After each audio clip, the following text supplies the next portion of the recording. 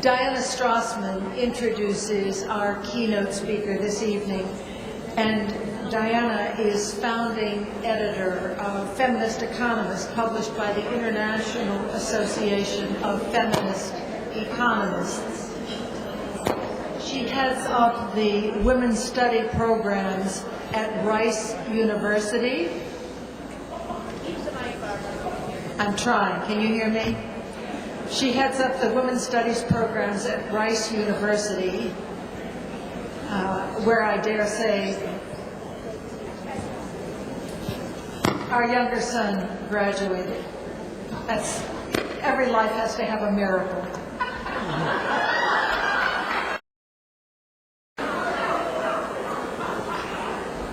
She received her bachelor's degree from Princeton and her master's and PhD degree from Harvard. And she is a provocative presenter. We enjoyed hearing her speak here. She said I just messed up her title, but she's a big mahaf at Rice University, and we're delighted she can introduce our keynoter this evening. Thank you.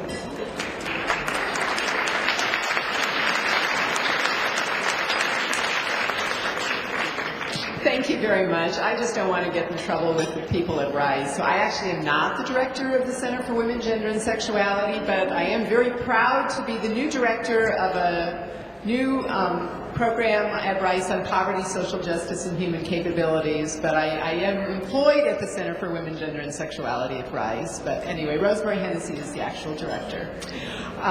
But today it is my very great privilege to introduce our keynote speaker.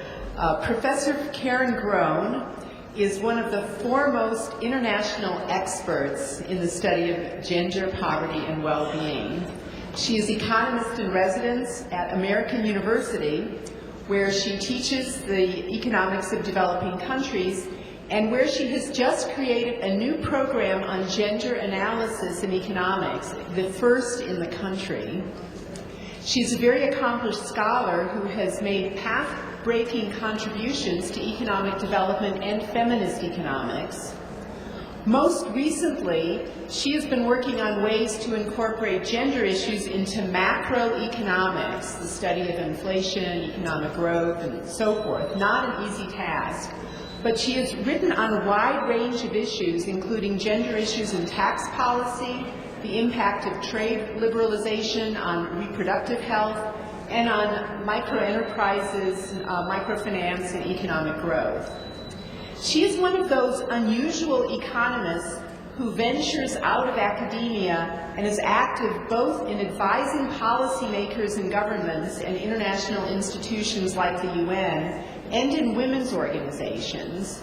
She was a member of the UN Millennium Project and was an advisor to Secretary General Kofi Annan. And in that capacity, she served on the task force focused on the goal of eliminating gender inequality, and empowering women. In writing the report on gender, she felt it was her obligation to bring in the voices of women's movements worldwide and to reflect their voices in the recommendations that the task force made. Caren has been a longtime activist in the women's movement. And she was inspired by a very important group of women from the Global South with the acronym of DAWN, Development Alternatives for a New Era. And she worked with them for 2 years and published a book with Gita Sen in 1985 called Development Crises and Alternative Visions, Third World Women's Perspectives, which is still in print today after over 20 years and is used in women in development courses in universities around the world. She is also extremely unusual in that she has spent 20 years in the philanthropic world working for the Ford Foundation, the Ms. Foundation for Women, and the MacArthur Foundation, where she first worked in the reproductive health funding organizations and individuals in Brazil, Mexico, Nigeria, and India, and later was the foundation's president.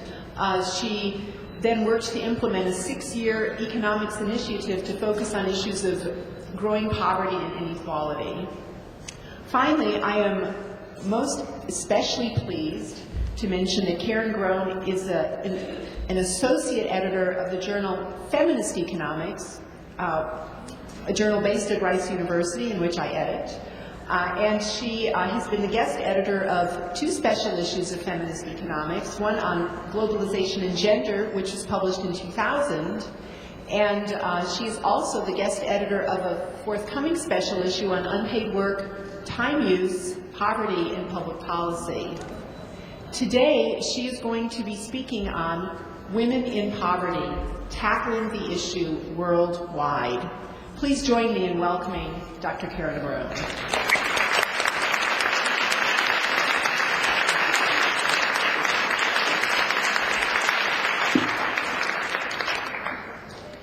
Thank you so much, Diana. Can you hear me? Yes. It's a pleasure to be here tonight. I think Barbara said you can't get enough. When she said that, my seatmate said that Unitarian Universalists must be overachievers to want to sit through yet another speech at 8:30 in the evening. So I hope that I won't disappoint you.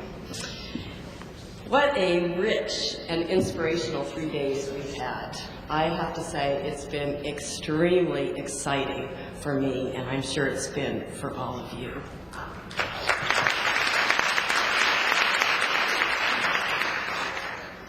I've been touched by all the speakers, but I was especially struck by Frances Moore LePay's remarks yesterday. She was appropriately critical of neoclassical economic theory and concepts that all economists like me are trained in. She didn't call it that, though. She had a very subtle critique. Neoclassical economics is a paradigm that holds great sway, not only in academic economic departments all over the world, but in our major policy-making institutions, in governments, at the World Bank, in UN agencies. And I can attest to this personally because I have worked with many of them in different governments and in different institutions.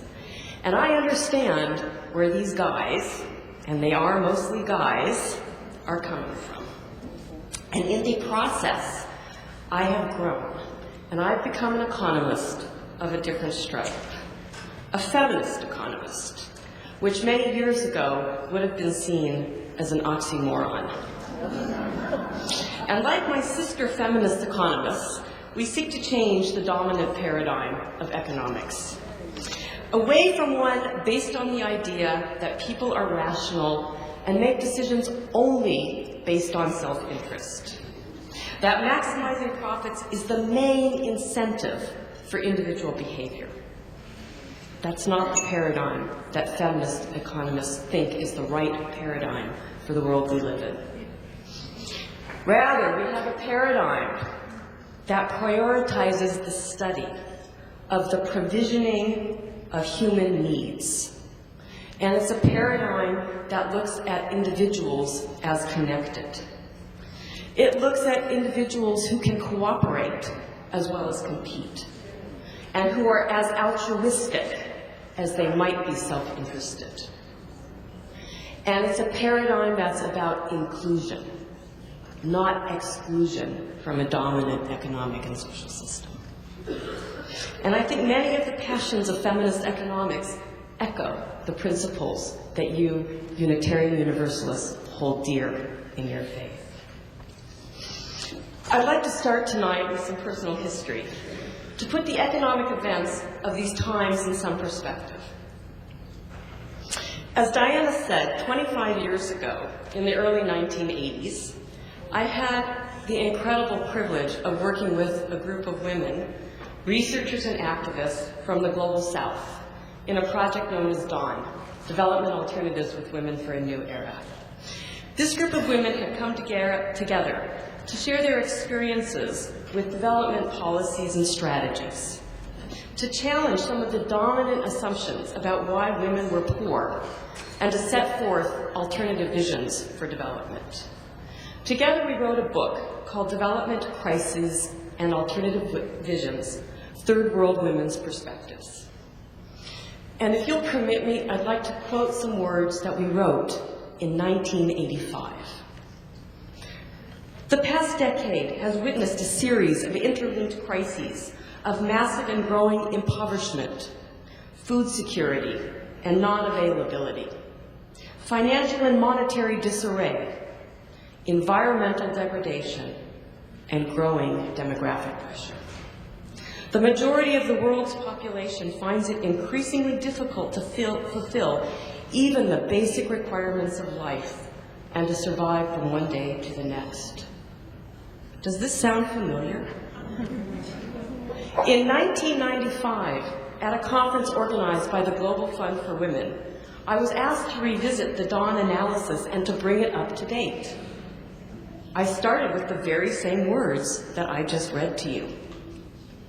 Fast forward to 2009 and the current crisis. I feel like I'm in the movie Groundhog Day. It feels like deja vu all over again. But I have to say there are some differences. We do have a new president who brings new hope to the world.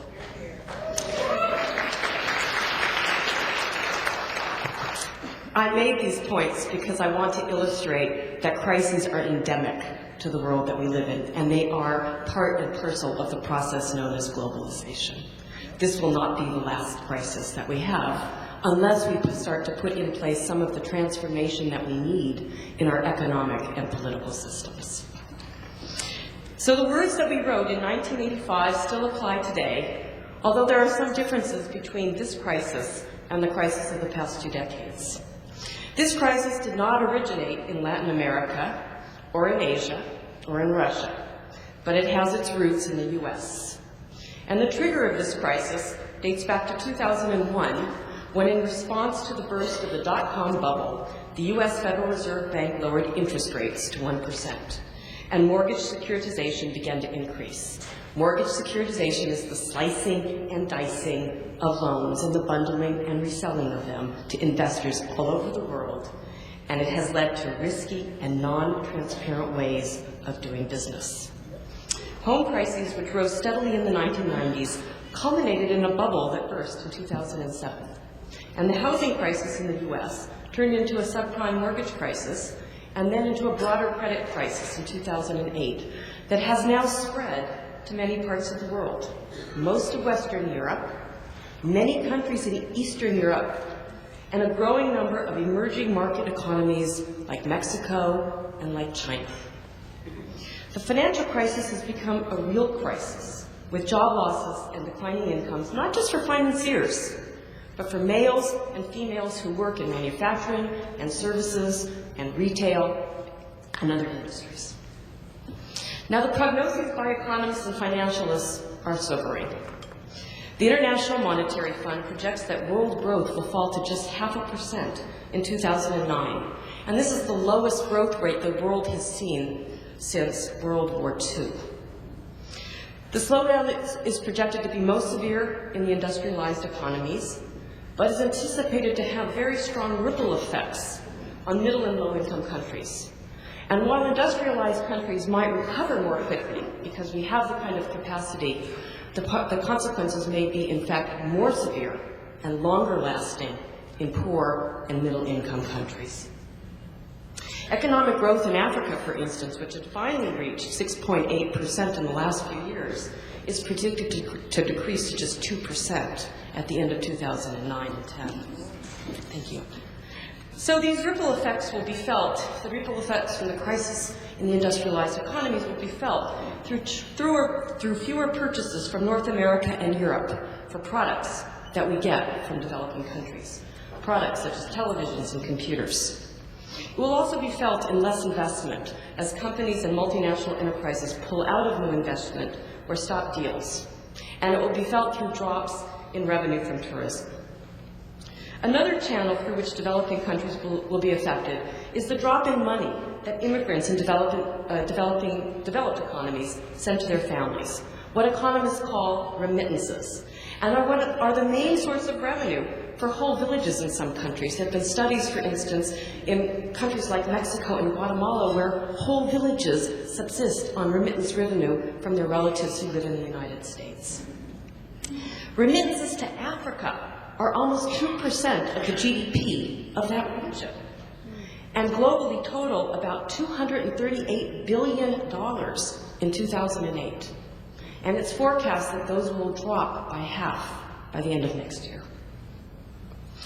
Now, we know from many crises, the debt crisis in Mexico and Argentina in the early 1980s, the recession in the US in the 1980s, the Asian financial crises that started in 1907 and spread to countries like Russia and Turkey by 1998, that the effects are often greater for women than they are for men. There are two types of effects that we have learned that characterize past crises. The first is job loss, and what we economists, we feminist economists, call male breadwinner bias. This is the bias that comes from assuming a male breadwinner who provides cash to dependents, a female spouse, children, elderly, and the sick. Male breadwinner bias characterizes public policies that prioritize decent and remunerative work for men while ignoring women's rights to decent jobs.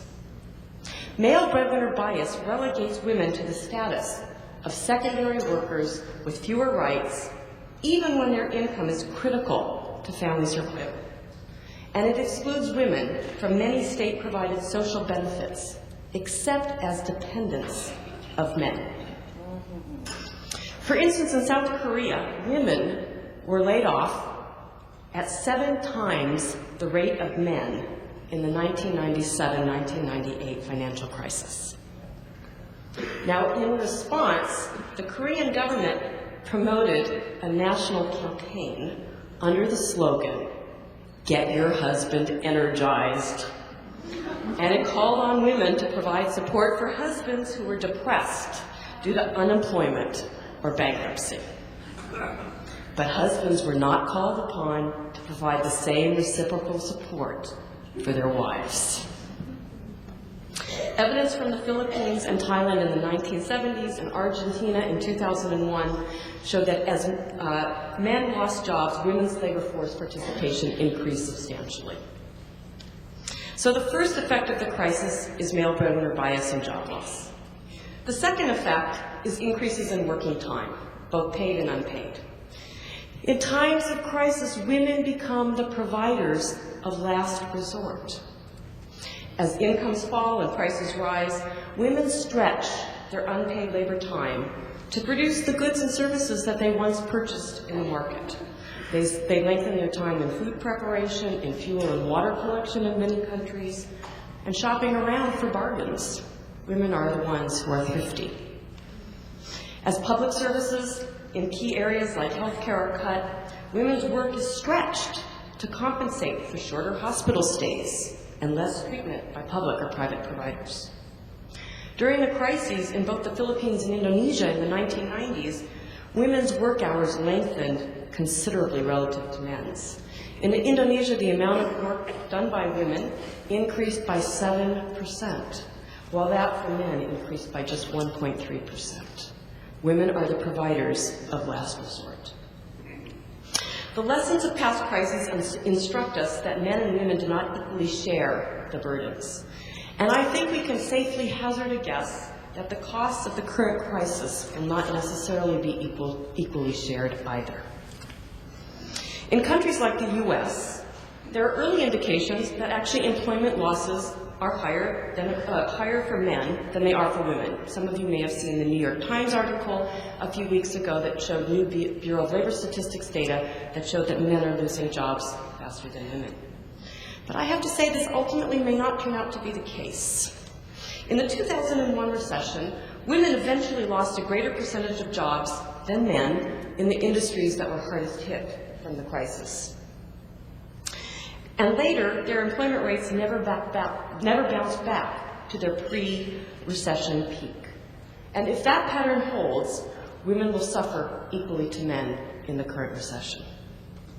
Now, in the UK, the opposite seems to be happening. Early projections are that women are losing jobs faster than men since more women work in the hardest hit sectors of retail and services. So the patterns are not uniform. In countries in Latin America and East Asia, where women are concentrated in what's called export-oriented manufacturing industries, semiconductors, electronics, garments, apparel, toy production, the effects on women will likely be greater than for men. And this is also true in economies that rely on tourism, for instance, the economies of the Caribbean. In many of these countries, women do not become unemployed. Rather, they're pushed into informal employment, jobs that are temporary and insecure and part-time and don't have adequate pay and benefits and are not protected by government protections. Jobs like selling chiclets to motorists in the street, picking through garbage piles for recycling that can be sold, or stitching parts of garments in a home for sale to a middleman who sells it to a factory, who then sells it to another factory who finally sells it to Gap or Reebok for sale in the US. It's particularly worrisome for women to lose income in regions with a very high percentage of female-headed households. Almost 40%, for instance, of the households in the Caribbean are headed by women. So as tourism declines in those regions because of the crisis, it's women's jobs who will be hit. Whatever sectors are most harmed by the economic crisis, in some countries, male breadwinner bias is so pervasive that women are fired first, because men are the ones who are perceived to be the legitimate job holders when jobs are scarce. A colleague of mine analyzed a survey that was done in 1995 called the World Values Surveys that asked questions about the values that people hold, about everyday life, gender norms, politics, economics. And when analyzing that survey, she found that almost 40% of those who were interviewed agreed that when jobs are scarce, men have more right to have a job than do women. We can forecast, I think, from this crisis that women will work longer and harder in their role as provider of last resort. In the US, for instance, the loss of health insurance will intensify women's roles as caregivers. And cuts in education and health and other care services will intensify the unpaid work that's done in the home. Most especially, this crisis does not bode well for the poor. The World Bank projects that there will be 53 million more people trapped in poverty as a result of this global slowdown. That's a staggering number. But let's put it into perspective. These new poor will join the ranks of the already high numbers of men and women who are considered poor even before the crisis began. Last August, the World Bank revised its global poverty estimates and found that 1.4 billion people, 1.4 billion people in the world live on less than $1.25 a day. That's the new global poverty line. It used to be $1.08. It's now gone up to $1.25. And another 2.5 billion people live on less than $2 per day. These estimates are higher than what anybody previously thought.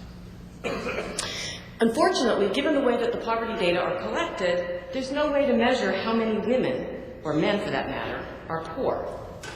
But if we look at poverty beyond just shortfalls in income, to broader measures such as deprivations in education, health, nutrition, and even time, the evidence shows that women are more vulnerable to poverty than men, and they're more likely than men to be overrepresented among the poor. Poor women have always coped, in good times and in bad. And their survival strategies have been eloquently documented over the years, including in the most recent poverty report released by the World Bank a few years ago. But policymakers do not seem to be reading those reports, or even if they do read them, they don't seem to be heeding the voices of the poor. And here, let me echo what several said throughout today. The poor, women and men, need to be involved in making the decisions that affect their economic lives. This is part of the key to solutions to poverty. The picture that I've painted seems bleak, and it seems easy to become discouraged, especially since some of our leading economic experts have said that we are in uncharted territory. Well, I would suggest that adopting a gender lens, learning the gender lessons of past crises, and listening to the poor women especially, can give us some answers for what we can do. So what can we do? As Rahm Emanuel, President Obama's chief of staff, has said, never waste a crisis. This is the right moment to be thinking not just about short-term changes, but about long-term transformations that can lead to a more equitable and sustainable financial and economic system. We all have a role to play in responding to the crisis and to the unacceptable levels of poverty that exist in the world today. So let me now suggest some practical actions that we can take in our communities, in our churches, in our nonprofit institutions, and as simple individuals. I want to provide first a framework for the long-term action and then give some specific steps that we can do. A few years ago, as Diana said, I had the great privilege to work with the United Nations Millennium Project, which was an advisory group to then Secretary General Kofi Annan under the leadership of Professor Jeffrey Sachs from Columbia University. And I was part of the task force that provided recommendations for how to achieve Millennium Development Goal 3, reducing gender inequality and empowering women, in the context of meeting the goal of cutting poverty in half by 2015. We recommended 7 strategic priorities, in particular for low and low-middle income countries, that are really the minimum necessary for sustainable poverty reduction and economic growth.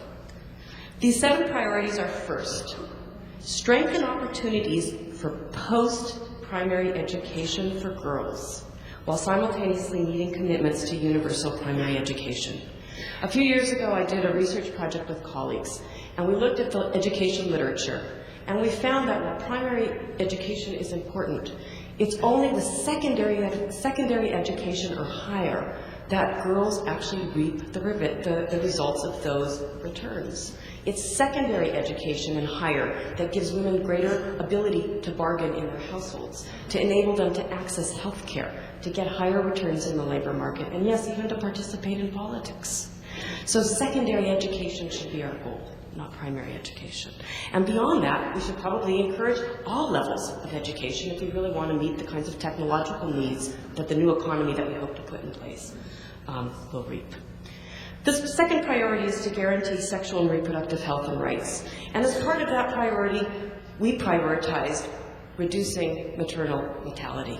Still today, in 2009, 500,000 women die because of complications in pregnancy and childbirth. That's unconscionable. It does not exist in Western countries, and it's entirely preventable. We need to find ways to help poor countries put into place health systems that can provide things like emergency obstetric care and get women linked to the provider networks of midwives and skilled birth personnel who can prevent complications. Third priority, invest in infrastructure to reduce the time that women and girls spend doing things like collecting fuel, gathering water, walking to markets to sell their goods. In short, what I call compensating for infrastructure deficits. Those are really critical in poor countries. It's women's unpaid labor that compensates for services and infrastructure that we take for granted in the West. The fourth priority is to guarantee women and girls property and inheritance rights. And I'm going to say a little bit more about this in a few minutes.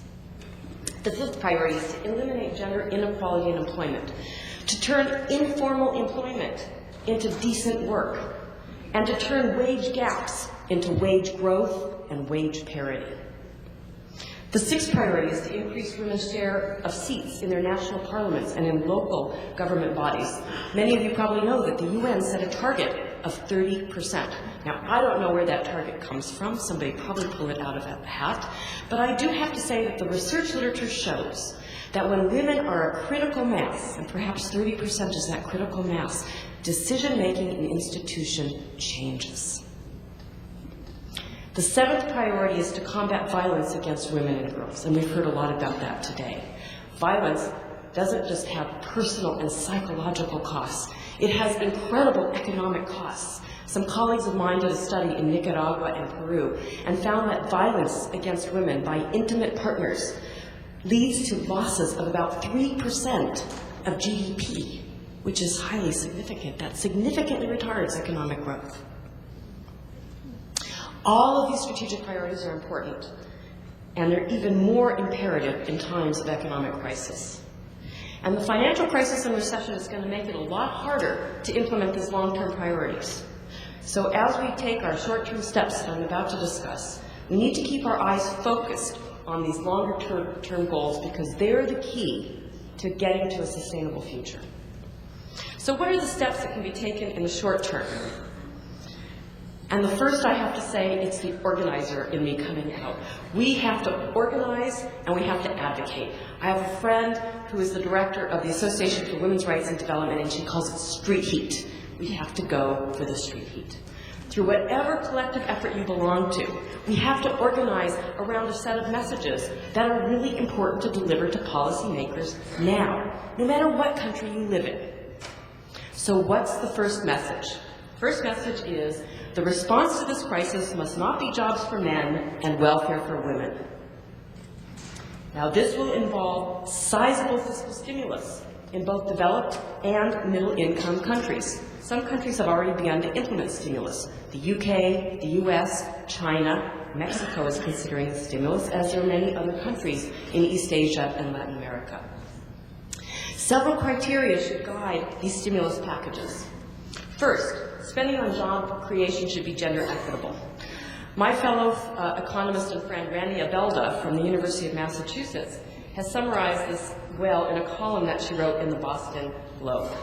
She said, President Barack Obama has convincingly argued for a stimulus package that creates jobs and produces the things we desperately need and want. We'll put people back to work, rebuilding our crumbling roads and bridges, modernizing schools that are failing our children, and building wind farms and solar panels, fuel-efficient cars, and alternative energy technologies that can free us from our dependence on foreign oil and keep our economy competitive in the years ahead. We can't disagree with these priorities, of course they're important.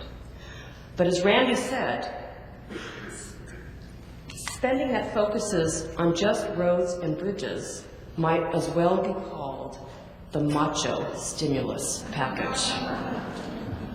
Jobs in construction, jobs in roads, jobs in technology. And many of those that come with green investment often pay decent wages and benefits, but they are overwhelmingly held by men and not by women. So we actually need to have things like apprenticeship programs and vocational education and really get women into science and math